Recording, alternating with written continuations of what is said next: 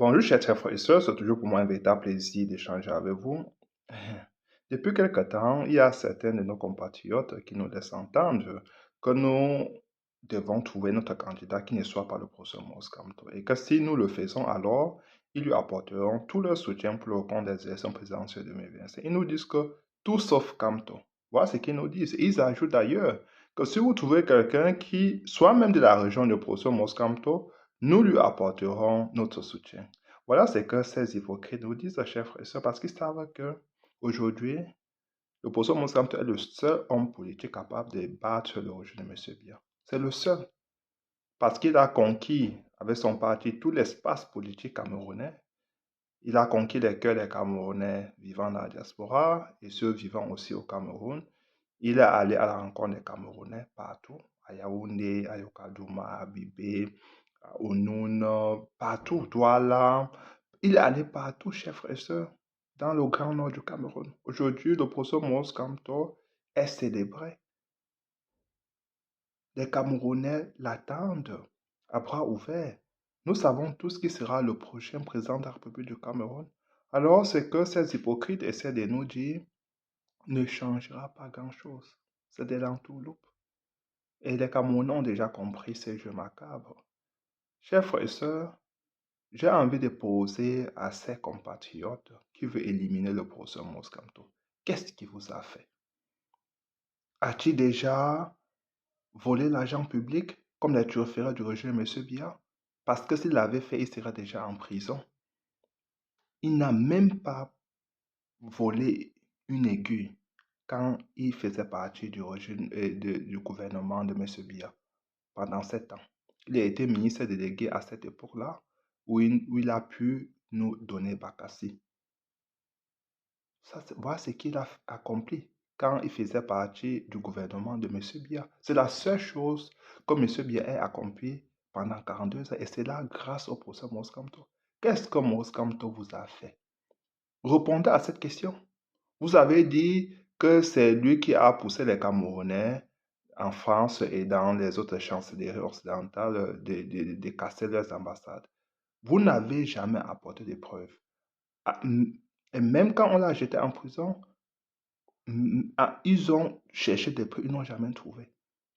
Il n'y a pas eu de preuves, ni de traces des messages qui laissaient entendre que les Camerounais devaient aller casser leur ambassade.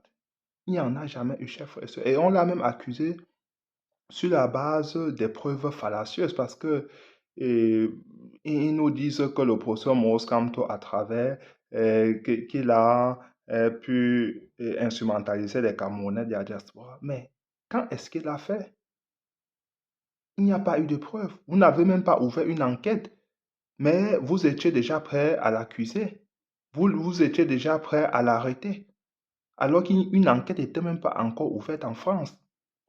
Et même quand ils ont ouvert l'enquête, il y a eu des Camerounais adultes qui ont été condamnés pour ces actes.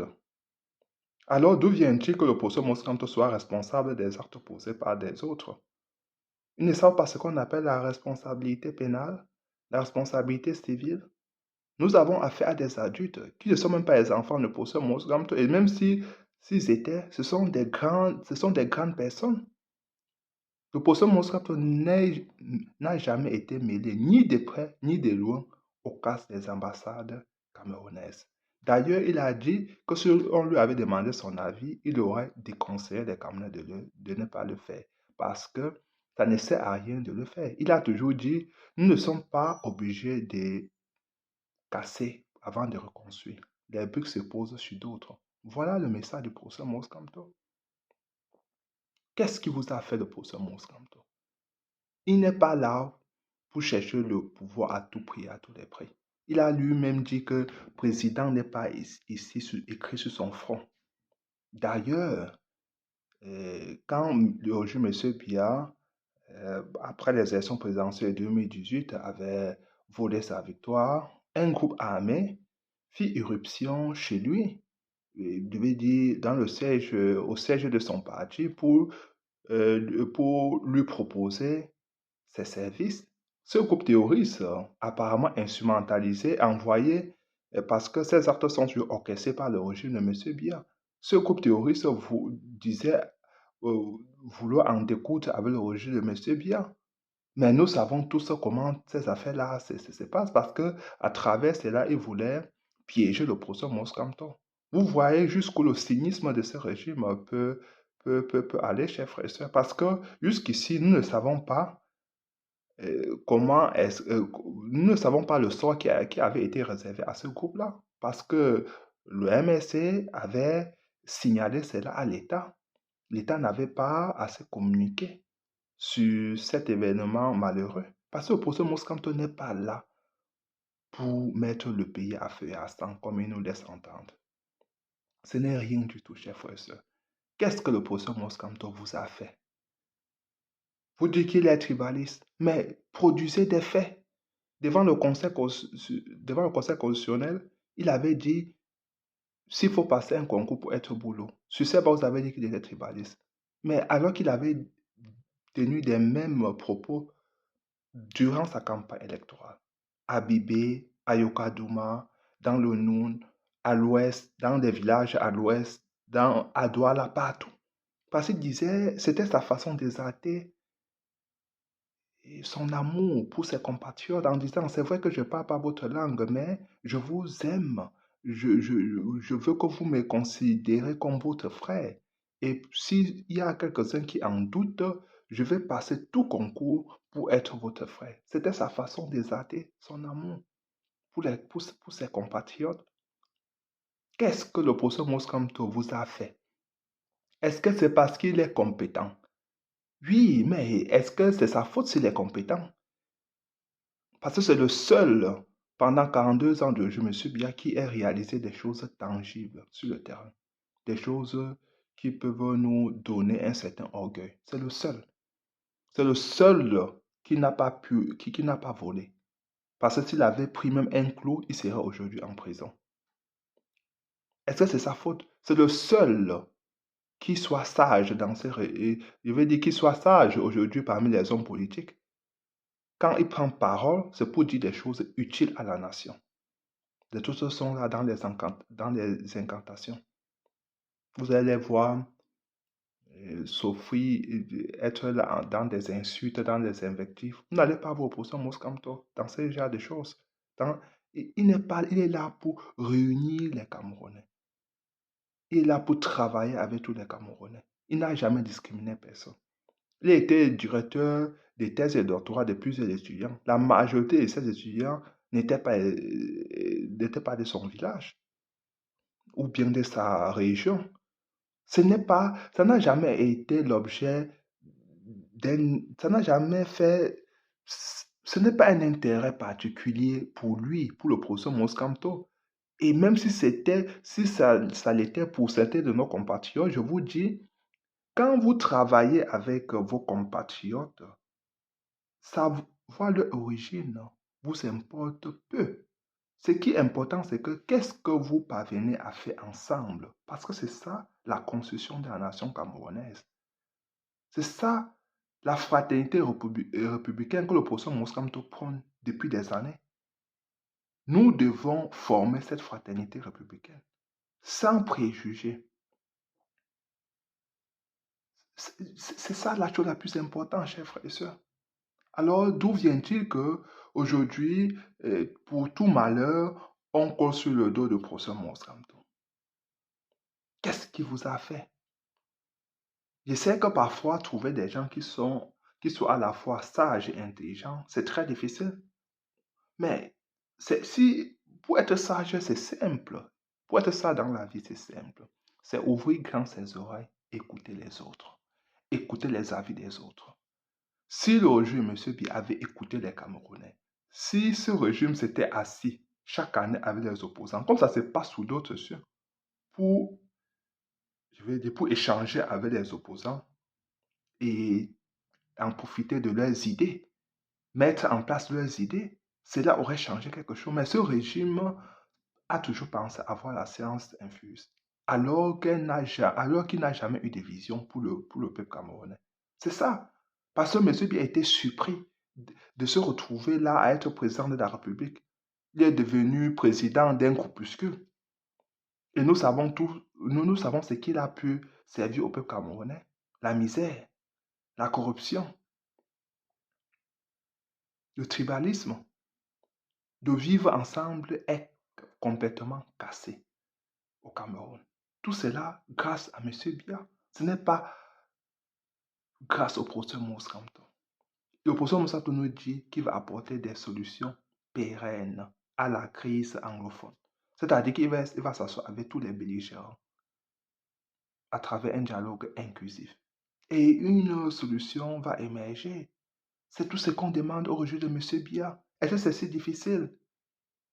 Le professeur Moussa Kamto veut instaurer le fédéralisme au Cameroun, mais ce n'est pas lui qui veut instaurer, c'est la demande du peuple camerounais. Il faut tout simplement obéir à la volonté du peuple. Le peuple est toujours le souverain, est toujours celui qui décide. C'est ça. Le peuple aujourd'hui veut le fédéralisme au Cameroun. Et le professeur Moussa Kamto veut d'abord commencer à 2 États, c'est-à-dire pour répondre aux doléances des populations du nord-ouest et du sud-ouest. Après, plus tard, on pourra étendre à 10 États. Voilà la vision du professeur Moussa Kamto. Voilà ce qu'il veut faire au Cameroun. Regardez aujourd'hui, il y a des inondations partout dans le grand nord du Cameroun. Le professeur Moussa Kamto veut mettre fin à ça. Ça suffit. Les gens, ces populations meurent depuis 42 ans. Il n'y a jamais eu de solution durable à leurs problèmes. Comme aujourd'hui, on est en train de répondre à je veux dire, à ces inondations interminables, l'année prochaine, ils vont encore faire face à elles vont encore faire face à la même situation parce que le régime monsieur a refusé de travailler pour le peuple camerounais. Regardez les maisons dans lesquelles ces populations du nord, du grand nord du Cameroun dorment. Regardez dans quelles conditions elles vivent, ces populations. Ces enfants n'ont pas de travail, sont abandonnés et se laissent facilement corrompre par, par Boko Haram. Il n'y a pas d'école, de savoir s'asseoir à main de sol. Alors que nous avons des terres fertiles de ce côté-là. Alors que à travers les panneaux solaires, on pouvait leur donner de l'électricité.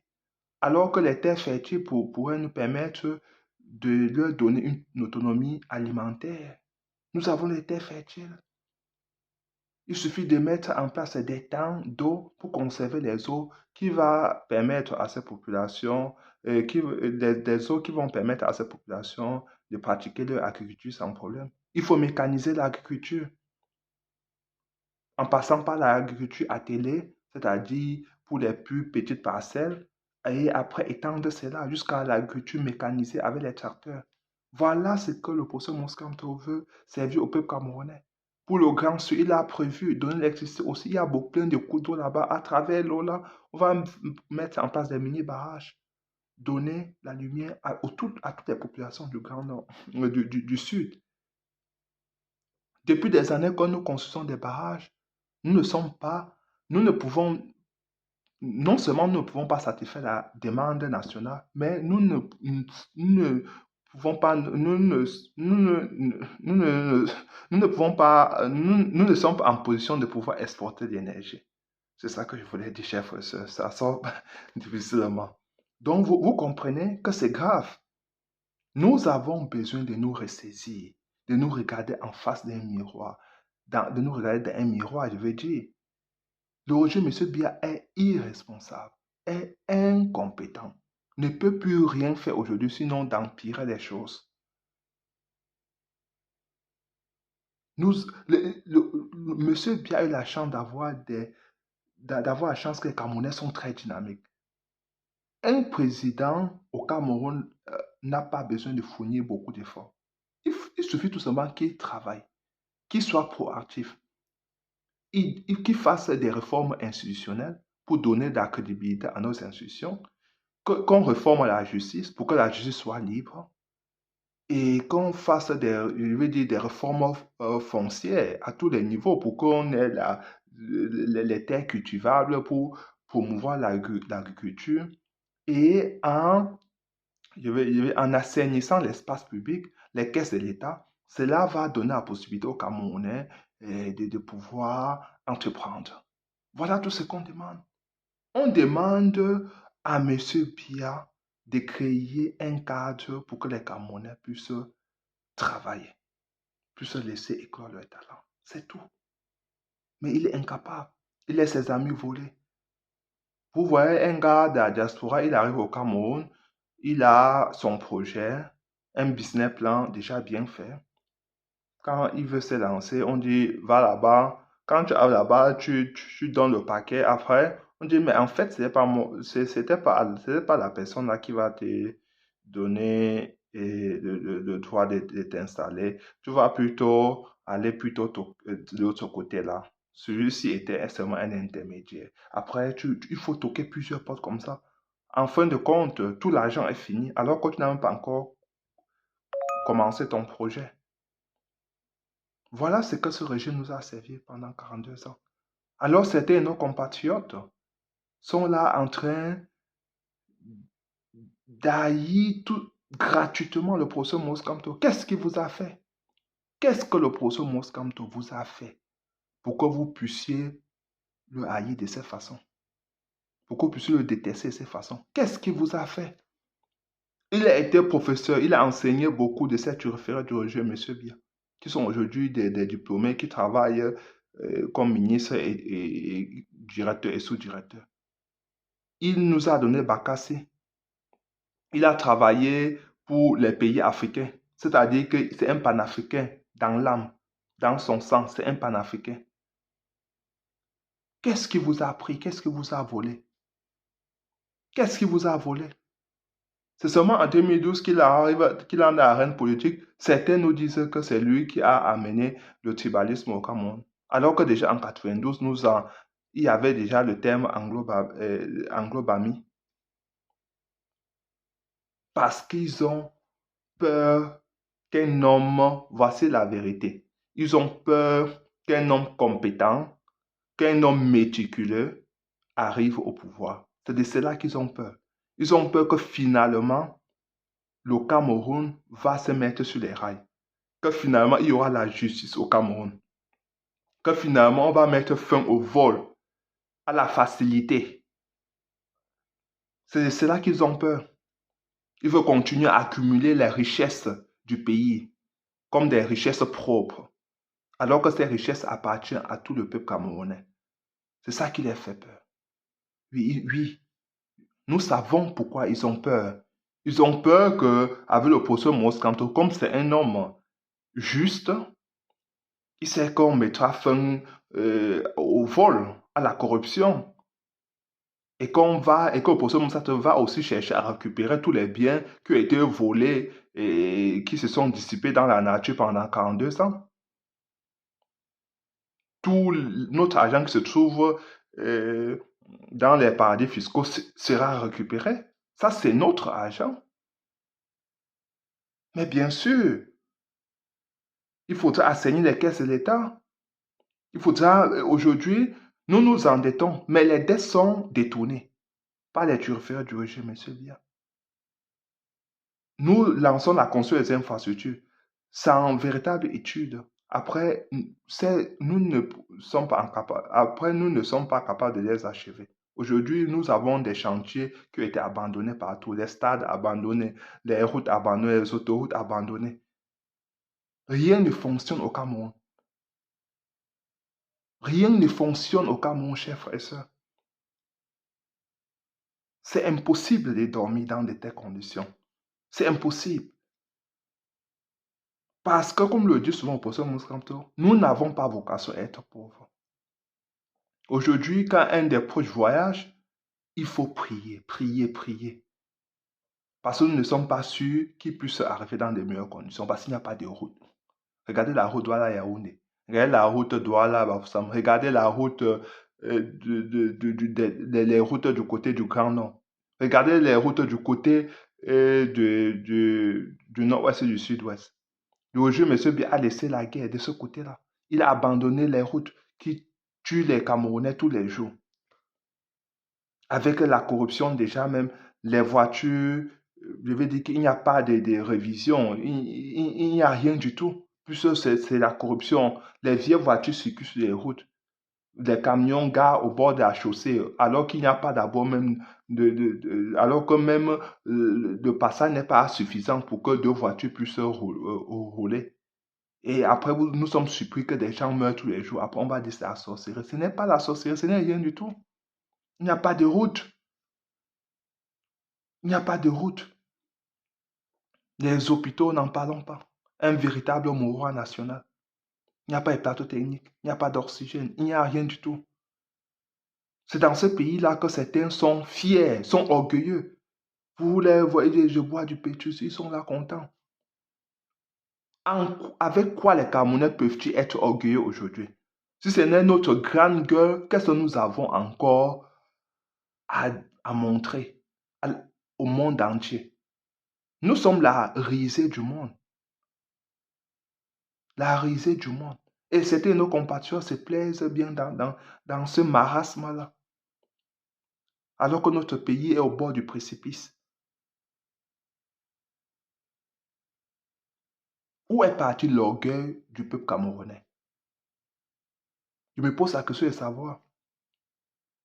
Aujourd'hui, vous avez quelqu'un qui veut continuer avec la lutte des nationalistes, qui veut porter ce projet-là et de pouvoir l'implémenter. Parce que l'opposition Mozambique demande au peuple camerounais de lui faire confiance pour qu'il arrive au pouvoir pour défendre uniquement ses intérêts.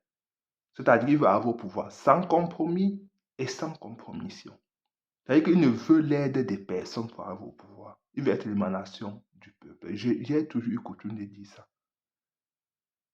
C'est ça la force du procès Moscanto. La force du procès Moscanto, ça sera le peuple camerounais. Et nous avons une très grande chance de libérer notre pays du joug dictatorial et du joug colonial. À la fois, les deux à la fois. Parce que le procès Moscanto, ce n'est pas un francophile. Sinon, ça devait se savoir.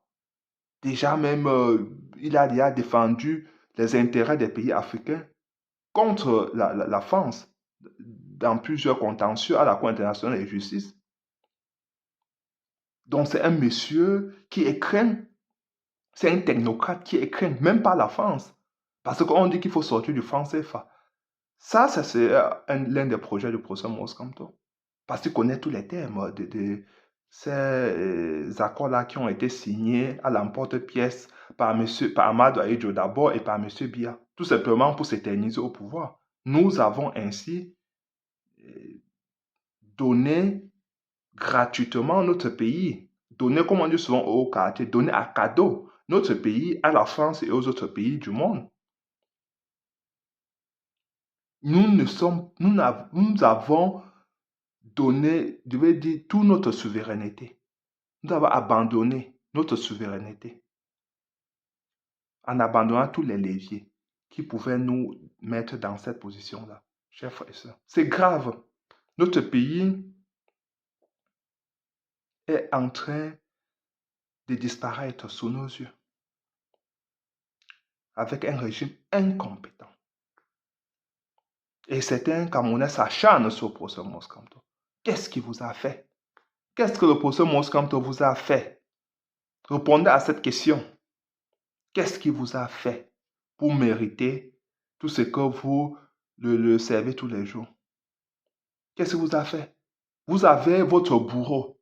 Le juge, M. Biya, est là.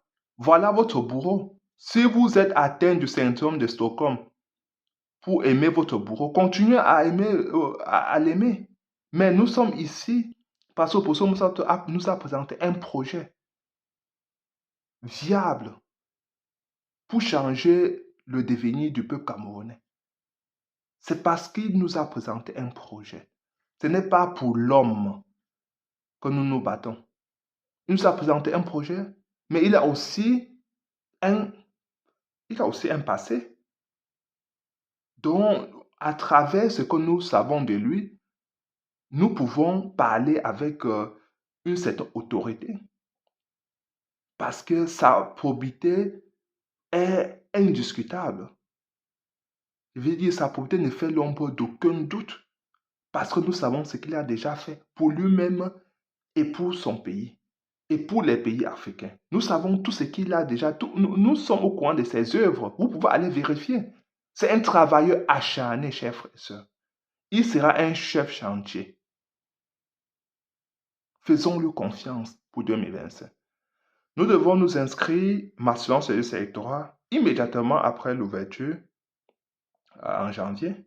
Voter massivement le procès Moscam pour être prêt à défendre notre vote. Nous devons être prêts en découdre avec Roger M. Biya. C'est-à-dire en remplir toutes les rues du Cameroun pour que le Roger M. Biya libère le plancher. Chers frères et sœurs, faisons confiance au procès Moscamto. C'est un homme juste et qui veut instaurer au Cameroun une vraie justice.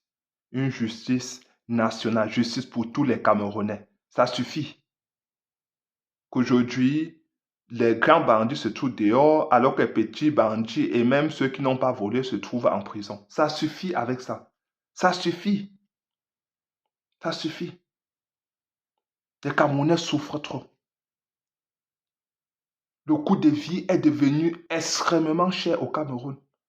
Alors que c'est un pays très pauvre, très endetté. D'où vient-il qu'aujourd'hui, l'inflation a trouvé son lit au Cameroun? Qu'est-ce que nous avons fait pour mériter cela? Ça suffit. Ça suffit. Je vous prie de partager massivement, chers frères et sœurs, et abonnez-vous. Ciao.